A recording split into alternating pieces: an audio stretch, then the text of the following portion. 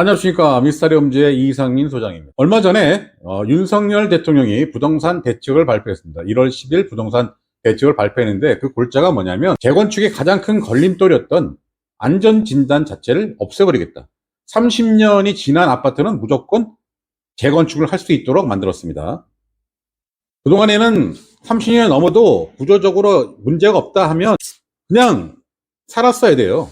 구조적으로는 안전해. 근데 그 안에 그냥 파이프라든가 이 배관 시설이 노후화가 돼가지고 녹물이 나오고 물이 새고 이래도 구조적으로 안전하기 때문에 이건 재건축 대상이 아니다라고 해서 그냥 울며 겨자 먹기로 그동안에 살았는데 이제는 10년이 지나면 무조건 재건축을 할 수 있도록 만들어 놨습니다. 그런데 안전진단 자체가 없애는 거는 그냥 없앨 수가 없습니다. 그것도 법 개정사항이에요. 법 개정사항이기 때문에 민주당이 동의를 해주지 않으면 또 안 됩니다. 실거주 의무. 분양가 상한제 지역에서 실거주 의무를 지키지 않으면 안 되는 그런 법 규정도 지금 민주당이 동의를 해주지 않아서 이번에 폐기가 돼버렸죠. 그런 거와 마찬가지로 이 안전진단도 법 개정사항입니다. 그래서 오늘은 그 내용에 대해서 한번 말씀을 드리도록 하겠습니다. 지금 뉴스 나온 겁니다. 1월 10일 날 안전진단 없이 재건축을 착수한다. 사업기간은 최대 5년에서 6년이 단축된다. 재건축 첫 관문인 이 내용이 사실상 폐지가 되는 거고요. 안전진단 기준 1년 만에 추가 완화. 재개발 문턱도 낮추고 30년 이상 건물 60% 넘으면 재개발. 오피스텔 빌라 등 신축 소형주택 구입된 주택수 제외 이런 식으로 1월 10일 날 부동산 대책을 발표를 했습니다. 재건축 단지에 가보면 이런 게 많이 보셨을 겁니다. 재건축의 첫 관문이 안전진단 아닌 주민들의 정비계획 위반 제한으로 바뀌는 것으로 이른바 재건축 패스트 트랙 도입이다라는 거죠. 예전에는 재건축을 하려면 일단 뭐부터 해야 됩니까? 안전진단을 요청을 합니다. 안전진단을 요청을 해야 일단 먼저 재건축이 되고 안 되고가 되는데 이제는 주민들의 정비계획 위반 제한만 하면 됩니다. 이걸 누구한테 한다고요? 특별시장, 광역시장, 시장, 군수입니다. 하면 됩니다. 서울시 같은 경우는 이제 구청장이겠죠. 그래서 서울의 경우 신속 통합계획까지 적용하게 되면 신통계획이라고 합니다. 재건축 사업기간이 최대 5에서 6년가량 단축될 전망이다. 재개발의 문턱도 낮추겠다. 지금은 30년 넘은 건물이 전체의 3분의 2 이상이어야 노후도 요건을 충족해 재개발 절차를 시작할 수 있는데 이를 60%로 완화시키겠다는 얘기고요.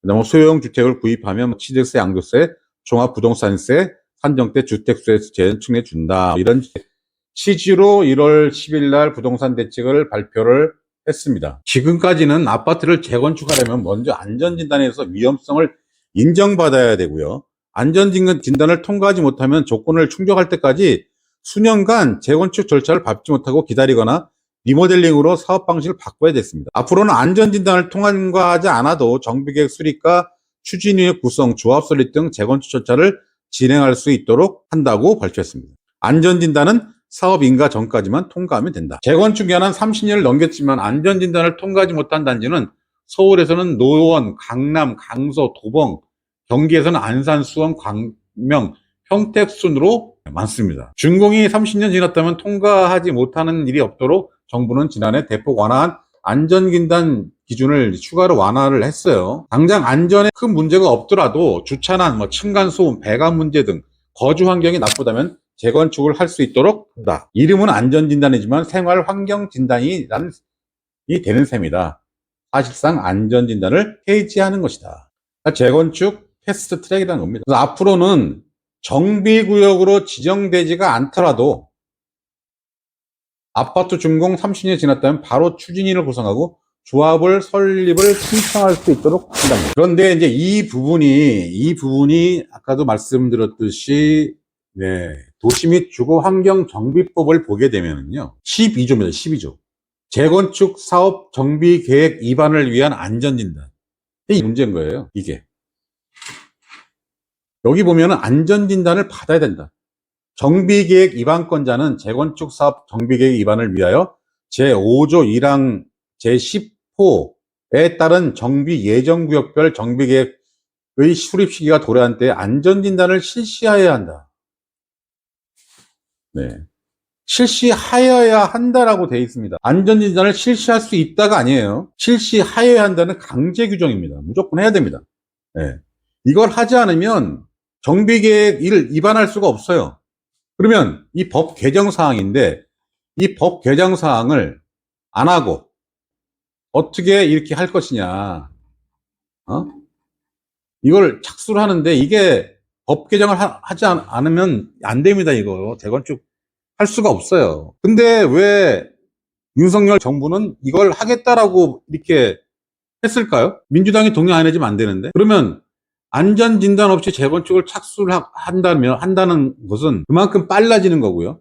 그러면 이 재건축의 단지에 해당하는 데 사시는 분들 같은 경우는 이게 이 뉴스가 좋은 걸까요? 나쁜 걸까요? 당연히 좋겠죠. 서울시에서는 네, 노원, 강남, 강서, 도봉, 경기에서는 안산, 수원, 광명, 평택, 여기에 있는 30년 넘은 아파트를 소유하고 계신 분들은 좋아할 뉴스인가요? 나쁜 뉴스인가요? 아, 재건축을 바로 하는 거야? 쓸데없이. 이렇게 할까요? 아니면, 재건축을 안전진단 없이 할 수 있어? 안전진단이 최대 걸림돌인데? 그럼 당연히 좋아하겠죠. 그러면 이것을 하려면 법을 개정해야 되잖아요? 이 12조를 없애야 되잖아요? 도시및 주거환경정비법 12조를 없애야 됩니다.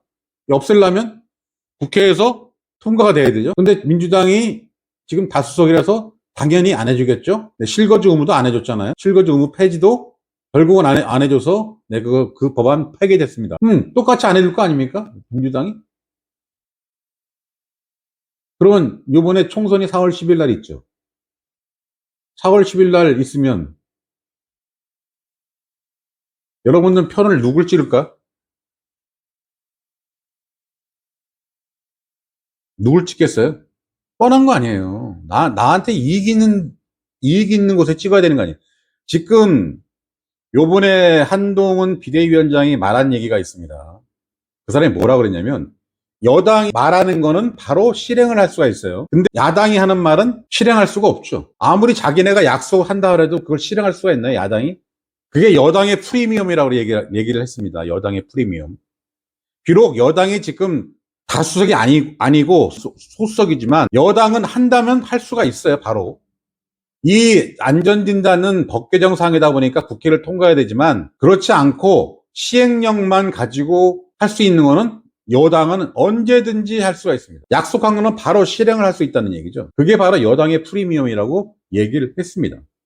이와 마찬가지로 만약에 여러분들이 4월 10일 날 여당을 다수석으로 만들게 된다면 안전진단 없이 재건축 착수됩니다. 바로 되는 거예요, 바로. 그러면 내 표를 어디다가 써야 될까요? 네, 그거는 제가 뭐라고 말씀은 안 드리겠습니다. 여러분의 판단이니까. 재건축이 필요 없다고 하신 분은 그냥 야당을 찍으시면 되는 거고, 나 안전진단 없이 재건축을 할 수 있다는 여당이 할 수 있기 때문에 나는 여당을 찍을 거야. 하면 여당을 찍으시면 되는 거예요. 근데 재건축이 되면 재산의 가치가 올라갑니까? 떨어집니까? 재건축 되면 당연히 올라가죠. 내가 살고 있는 이 30년 된 아파트를 최신형 아파트로 바꿀 수가 있는데.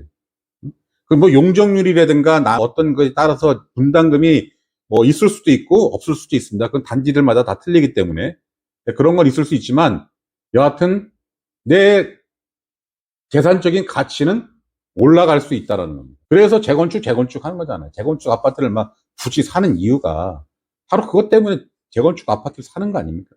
제가 지금 살고 있는 아파트도 올해 재건축 대상입니다. 저희 아파트 단지도 용적률이 아직까지 많이 남아 있어서 별도의 분담금 없이 재건축을 할 수가 있습니다. 뭐 지금 당장 뭐 재건축한다는 분위기는 안 나오지만 예전에 이제 재건축을 하려고 그러면 절차들이 있었어요. 안전진단을 통과해야 되고 그다음에 그 정비 예정구역으로 지정을 해줘야 되고 정비구역으로 지정을 해줘야만이 그게 가능했는데 지금은 그걸 다 없애고 바로 추진위원회와 조합을 설립할 수 있다는 거 아닙니까? 그렇게 되면 그 기간이 훨씬 줄어들게 되면 내가 누릴 수 있는, 내가 재산을 늘려가지고 향유할 수 있는 기간은 늘어난다는 거잖아요.